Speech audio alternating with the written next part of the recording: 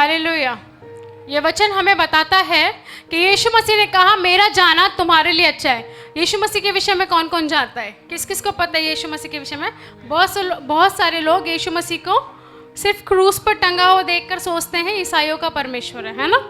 वो क्रूस पर है इसलिए क्या सोचते हैं कि वो ईसाइयों का परमेश्वर है। क्यों? क्योंकि मूवीज़ ने, नाटकों ने और बॉलीवुड ने हमारा माइंड मेकअप कर दिया है। तो मूवीज़ में जो हमने देखा कि चर्च वही है जहाँ पर यीशु क्रूस पर लटका हुआ है, लेकिन मैं आपको एक गुड न्यूज़ देना चाहती हूँ कि वो क्रूस पर नहीं है। हालेलुया। वो क्रूस पर नहीं है। बोलो, वो क्रूस पर नहीं है, वो पिता के दाहिने हाथ पर विराजमान है। आमेन। हालेलुया। और यहाँ पर आपको कुछ क्रूस नहीं दिख रहा, आपको कोई यीशु की मूर्ति नहीं दिख रही है, क्योंकि परमेश्वर का वचन कहता है कि मैं अब से तुम में वास करूँ। का मतलब प्रभु यीशु मसीह संसार में आए, मनुष्य जाति के गुनाहों के लिए मारे गए, कब्र में गाड़े गए और तीसरे दिन जी उठे। और जी उठने के बाद कहाँ गए? चेलों के साथ रहे, उसके बाद स्वर्ग में चले गए। अगर यीशु मसीह का स्वर्गारोहण नहीं होता तो कभी भी पवित्र आत्मा हमें नहीं मिलता। यीशु मसीह का स्वर्ग में जाना ही पवित्र आत्मा का आना था। अगर यीशु मसीह स्वर्ग नहीं जाते मृत्यु के जी उठने के बाद, तो पवित्र आत्मा हमें कदापि नहीं मिलता। हम कभी भी पवित्र आत्मा का बपतिस्मा नहीं पा सकते थे। और प्रभु यीशु मसीह सिर्फ स्त्री और पुरुष के लिए नहीं है, वो सभी के लिए है। इस पृथ्वी पर जितने भी जीवित प्राणी हैं, मनुष्य हैं, मैं प्राणी नहीं बोलूँगी, जितने भी परमेश्वर ने मनुष्य का निर्माण किया है, उन सभी के लिए परमेश्वर है, उन सभी के लिए पवित्र आत्मा है। आमेन। हालेलुया। क्योंकि यीशु मसीह ने जब क्रूस पर बलिदान दिया तो वहाँ पर सिर्फ मेरे और आपके गुनाह नहीं थे, वहाँ पर संपूर्ण मानव जाति के गुनाह थे। यीशु मसीह आए, क्रूस पर गए, कब्र में गए और अपना कार्य समाप्त किया। ऐसा ही है? ऐसा ही है? ऐसा ही है क्या कि यीशु मसीह क्रूस पर गए और कब्र में गए तीसरे दिन, कब्र में गए और तीसरे दिन जी उठे तो उनका काम समाप्त हो गया? नहीं, नहीं, क्योंकि उनका जाना पिता के पास था और पवित्र आत्मा का आना वो ही तो आरंभ है कलीसिया का। आमेन। वो मिनिस्ट्री का आरंभ है, वो फिनिशिंग लाइन नहीं है, वो तो शुरुआत है। लोग सोच रहे होंगे अब तो हो गए, चेले सोच रहे होंगे अब यीशु मसीह क्रूस पर चले गए, कब्र में गए, तीसरे दिन जुटे, स्वर्ग चले गए, अब काम खत्म, अब सारा कार्यभार किस पर आ गया? चेलों पर आ गया। वो ये सोच रहे थे, लेकिन अब एक प्रतिज्ञा तो बाकी थी ना, एक प्रतिज्ञा तो बाकी थी, पवित्र आत्मा का आना। आमेन। पवित्र आत्मा का आना, और वो उनके मिशन का अंतिम भाग था, वो उनकी सेवकाई का अंतिम चरण था, पवित्र आत्मा का भेजा जाना। आज वो हम सभी के अंदर रहता है। जैसे मैंने आपको वर्शिप के समय बताया, पहले के समय में, पुराने नियम में जब हम देखते हैं तो परमेश्वर की उपस्थिति वाचा के संदूक के ऊपर होती थी और उसको सिर्फ याजक या लेवी ही कैरी कर सकते थे। लेकिन आज वो ही उपस्थिति कहाँ पर है? उसको वाचा का संदूक नहीं चाहिए था, उसको सुलेमान का मंदिर नहीं चाहिए, मैं फिर कहूँगी उसको मूसा का तंबू नहीं चाहिए, उसको सुलेमान का मंदिर नहीं चाहिए, उसको वाचा का संदूक नहीं चाहिए, उसको मैं और आप चाहिए। आमेन। हालेलुया। पड़ोसी को बोलो उसको आप चाहिए। फिर बोलो परमेश्वर को आपसे बहुत प्यार है और वो आपको चाहता है, वो आपको चाहता है, बहुत ज़्यादा चाहता है। आमेन। हालेलुया। शास्त्र कहता है पति पत्नी प्रार्थना के पर्पस में अलग रहे।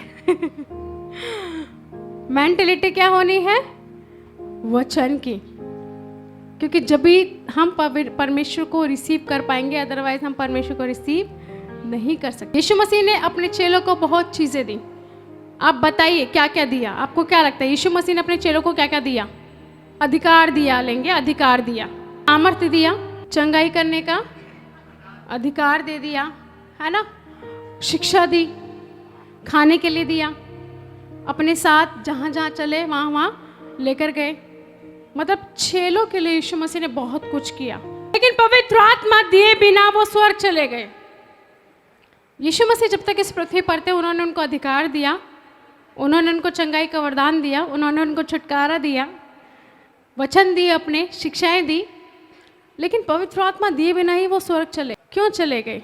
क्योंकि वेदी पर जब तक बलिदान नहीं होता तब तक पवित्र आत्मा अर्थात आग नहीं आता। आमेन। क्रूस वो वेदी थी, बलिदान वो यीशु था, और पवित्र आत्मा वो भस्म करने वाली आग थी जो हम सभी के अंदर आज भी काम कर रहा है। आमेन, हालेलुया। मैं फिर से ये बात बोलूँगी, अगर यीशु मसीह चेलों को पवित्र आत्मा दे जाते, वो पॉसिबिलिटी नहीं थी वो होना, क्योंकि बिना बलिदान के आग नहीं। वेदी चाहे कितनी भी अच्छी तरह से सजा लो, संगमरमर का पत्थर लगा लो, कुछ भी आप वेदी को डेकोरेट कर लो किसी भी मटेरियल से, लेकिन जब तक बलिदान नहीं है तब तक आग नहीं है। हालेलुया। तो यीशु वो बलिदान था जिसके द्वारा पवित्र रूपी आग आनी। Man, hallelujah. क्या आप एक्साइटेड नहीं है? क्या आप एक्साइटेड नहीं है? Hallelujah, hallelujah. बहुत बड़ी बात है। जब मैंने बात सुनी मैं रोने लग गई, मतलब मैं रोने लग गई सीरियसली, कि अगर यीशु मसीह वो बलिदान नहीं देते तो पवित्र आत्मा मुझे और आपको नहीं मिलता। स्वर्ग से उसका आना इम्पॉसिबल था, क्योंकि आग तभी आती है जब वेदी पर बलिदान होता है।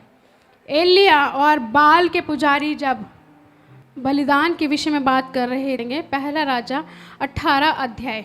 देखिए यहाँ पर आप सब जानते हैं बाल के पुजारी और यहाँ पर क्या हुआ, एक राजा था अहाब, इज़राइल का राजा था अहाब, और उसने इज़बेल से विवाह करा जो इज़राइली नहीं थी, और जो इज़बेल थी वो बाल की पूजा करती थी, देवता की पूजा करती थी, और उसने सारी इज़राइल के भविष्यवक्ताओं को, उसने अहाब को इतना कंट्रोल में ले लिया था। इज़बेल की स्पिरिट जो बोलते हैं वो यही है, इज़बेल की स्पिरिट जो है वो नियंत्रण करती है, कंट्रोल करती है। तो इज़बेल ने अहाब राजा को अपने नियंत्रण में इतना ले लिया था कि वो इज़राइलियों के नबियों को मारना स्टार्ट कर दिया था इज़बेल ने, और बहुत सारे नबी इज़बेल के द्वारा कहने के द्वारा मारे गए थे, और बहुत सारे नबी डर गए थे और गुफाओं में जाकर छिप गए थे, और एलिया भी उनमें से एक नबी था। तो यहाँ पर जो बात होती है, एक ओबद्या व्यक्ति था जो अहाब का नौकर था। किसका था? तो यहाँ पर ओबद्या जो व्यक्ति था वो अहाब का बहुत ज़्यादा अच्छा सेवक था, लेकिन फिर भी वो इज़राइल के परमेश्वर को जानता था कि वो कैसा अद्भुत परमेश्वर है, वो जीवित परमेश्वर है, और उस ओबद्या ने ही नबियों को गुफाओं में छुपा दिया था। हम वचन पढ़ेंगे या 3 से पढ़ेंगे, 3। इसलिए अहाब ने ओबद्याह को, जो उसके घराने का दीवान था, बुलवाया। हाँ, ओबद्याह तो यहोवा का भय यहाँ तक मानता था कि जब इज़बेल यहोवा के नबियों को नाश करती थी, तब ओबद्याह ने 100 नबियों को लेकर 50-50 करके गुफाओं में छिपा रखा और अन्न जल देकर उनका पालन पोषण करता रहा। आमेन। ये ओबद्याह का कैरेक्टर है। और ओबद्याह क्या कर रहा है? ओबद्याह इज़राइल के नबियों को, नबी मतलब होते हैं भविष्यवक्ताओं को। आज अगर यहाँ पे भविष्यवक्ता खड़ा हो तो सबके हृदय में क्या होता है? मेरे लिए भविष्यवाणी करो, मेरे लिए भविष्यवाणी करो। होता है ना अंदर होता है या नहीं होता? अरे होता है या नहीं होता? होता है ना कि कुछ शब्द मेरे लिए भी बोल दो, कुछ शब्द मेरे लिए भी, प्रभु निकले। लेकिन जो शास्त्र में इतने सारे शब्द बोल रखे हैं आपके लिए कि तू मेरी आँख की पुतली है, मैं तुझे कभी नहीं छोड़ूंगा, ना कभी त्यागूंगा, तेरी दूध पिलाने वाली माँ तुझे छोड़ देगी लेकिन मैं तेरा परमेश्वर तुझे कभी नहीं छोड़ूंगा। और वो सारी चीज़ों को हम एक तरफ कर कर भविष्यवाणी को सुनना मांगते हैं। आमेन, हालेलुया। हम हैं ऐसे, मनुष्य है ऐसे। क्यों फेक भविष्यवक्ताओं की दुकानें चल रही हैं। क्यों? क्योंकि मनुष्य जानना चाहता है कि उसका भविष्य क्या लेकर आ रहा है। हालेलुया। लेकिन जो यीशु मसीह पर विश्वास करते हैं उनका भविष्य बहुत अच्छा है। आमेन, हालेलुया, क्योंकि उनका जीवित परमेश्वर है। आमेन, आमेन, हालेलुया। तो यहाँ पर क्या हुआ? यहाँ पर ओबद्याह नाम के व्यक्ति ने परमेश्वर के लोगों को गुफाओं में छुपाया और उनको जल देकर उनका पालन पोषण किया। 10 वचन पढ़ेंगे। अभी एलिया को परमेश्वर ने कहा तू आहाब को अपना आप को दिखा। देखिए, आहाब वो राजा एलिया को मारने वाला है, एलिया को नष्ट करने वाला है, लेकिन परमेश्वर एलिया को क्या कह रहा है? तू जा और अपने आप को राजा को दिखा। तो एलिया ने ओबद्याह से क्या कहा? पढ़ेंगे। तेरे परमेश्वर यहोवा के जीवन की शपथ, कोई ऐसी जाति या राज्य नहीं। ये ओबद्याह, जब एलिया ने ओबद्याह से बोला कि तू अपने राजा को बोल जाकर कि वो मैं उससे मिलना चाहता हूँ, तब ओबद्याह एलिया को ये बात बोल रहा है, तेरे परमेश्वर यहोवा के जीवन की शपथ, कोई ऐसी जाति और राज्य नहीं जिसमें मेरे स्वामी ने तुझे ढूंढने को ना भेजा हो। और जब उन लोगों ने कहा कि वह यहाँ नहीं है, तब उसने उस राज्य व जाति को इसकी शपथ खिलाई कि एलिया नहीं मिला। कहता है जाकर अपने स्वामी से कहे कि एलिया यहाँ है। 12 वचन पढ़। फिर ज्यों ही मैं तेरे पास से चला जाऊंगा, त्यों ही यहोवा का आत्मा तुझे न जाने कहाँ उठा ले जाएगा। सो जब मैं जाकर आहाब को बताऊंगा और तू उसे न मिलेगा, तब वह मुझे मार डालेगा। परंतु मैं तेरा दास अपने लड़कपन से यहोवा का भय मानता आया हूँ। आमेन। यहाँ पर एलिया ने ओबद्याह से कहा कि तू जाकर बता कि मैं उससे मिलना चाहता हूँ राजा से। तो आहाब ने क्या कहा? आहाब कहता है तू मुझे मारना चाहता है क्या? मैं तो राजा को बताऊंगा कि एलिया तुझसे मिलना चाहता है, और इतने में राजा मेरे साथ आएगा मिलने के लिए। ऐसा ना हो पवित्र आत्मा, यहोवा का आत्मा तुझे यहाँ से उठाकर कहीं और लेकर चले जाए और यहाँ पे तू मिले ना, और मेरा तो कत्ल हो जाएगा। हालेलुया। देखिए, परमेश्वर के अभिषेक को एक लीडर के ऊपर क्या है वो कौन समझ रहा है? ओबद्याह समझ कि वो अभिषेक क्या है, कि परमेश्वर का आत्मा क्या करेगा, उसको उठा कर ले जाएगा। और कहाँ पर प्रॉब्लम आ जाएगी? मेरे ऊपर प्रॉब्लम आ जाएगी और मुझे राजा मार देगा। नेक्स्ट वचन पढ़ेंगे 13। क्या मेरे प्रभु को यह नहीं बताया गया कि जब इज़बेल यहोवा के नबियों को घात करती थी, तब मैंने क्या किया कि यहोवा के नबियों में से 100 लेकर 50-50 करके गुफाओं में छिपा रखा और उन्हें अन्न जल देकर पालता रहा।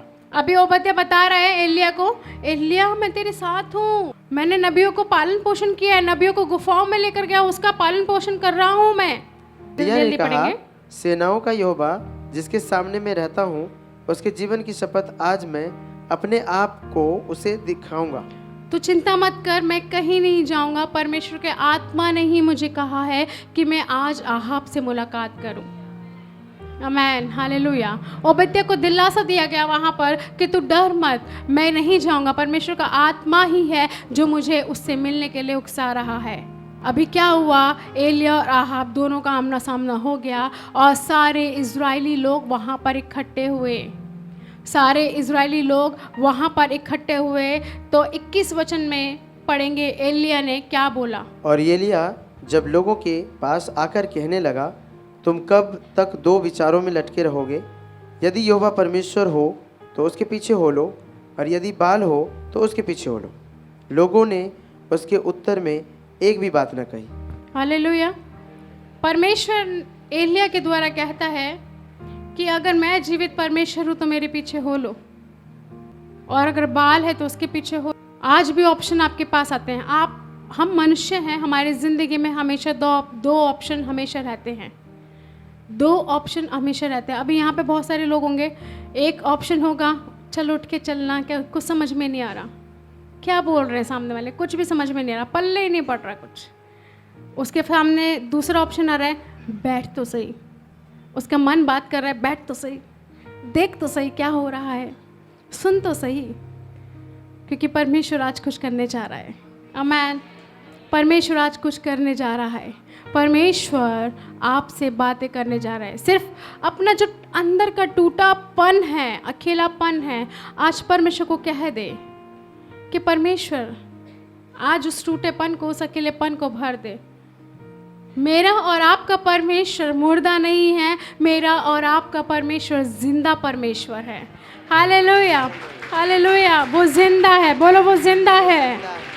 क्योंकि यीशु मसीह क्रूस पर मरे ही नहीं रह गए, लटके ही नहीं रह गए, वो कब्र में भी गए, कब्र में भी गाड़ा गया और तीसरे दिन जी उठे। और जी उठने के बाद चेलों को दिखाई दिए और चेलों को दिखाए जाने के बाद वो स्वर्ग में पिता के दाहिने हाथ पर विराजमान है और पवित्र आत्मा हमारे बीच में है। आमीन, हालेलुया।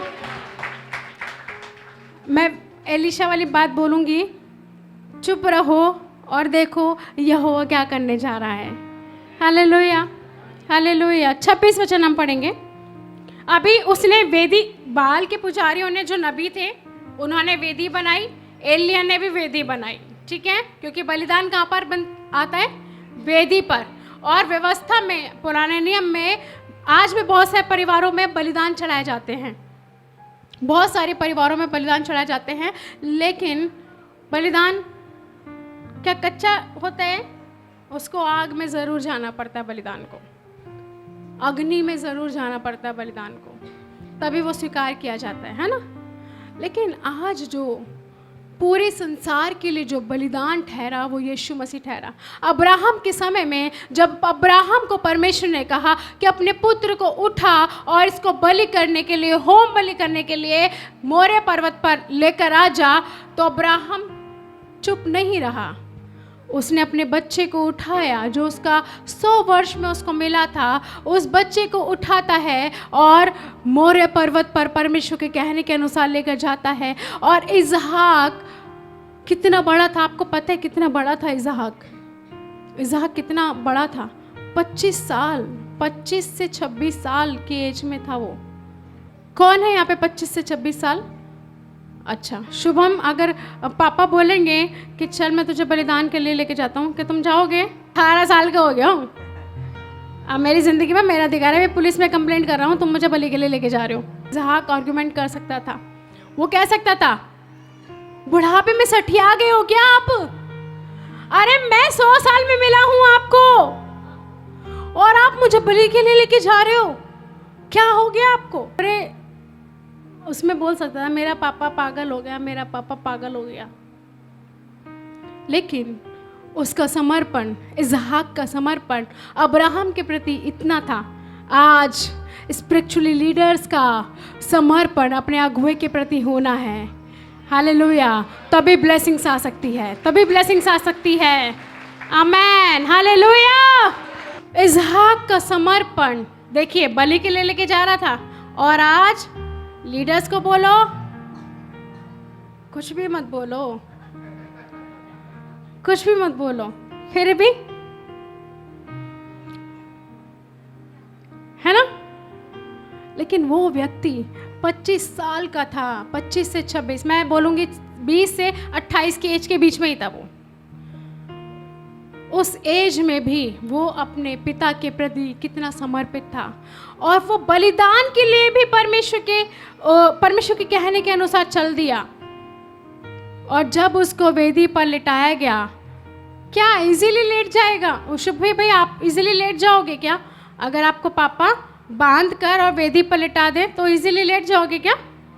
नहीं, आप छोड़ के भाग जाओगे, धक्का मार के भाग जाओगे। इसहाक ने कुछ नहीं कहा, वो चुपचाप लेट गया। और तभी स्वर्ग से आवाज आई, रुक जा। जैसे उसने, अब्राहम ने, होम बलि का मतलब मैं बता दूं आपको क्या होता है। होम बलि का मतलब होता है उसकी एक एक छोटे छोटे टुकड़े करना, बलि करके उसके बॉडी के छोटे छोटे टुकड़े करना, वो होम बलि होता है, वो होम बलि होता है। इसहाक, अब्राहम को अपने बेटे के टुकड़े करने थे, छोटे छोटे टुकड़े करने थे, वो बलि चढ़ाना था। लेकिन जैसे ही खंजर को हाथ में लिया, वैसे ही आवाज आई स्वर्ग से, ठहर जा, रुक जा, मैंने तेरे विश्वास को देख लिया है।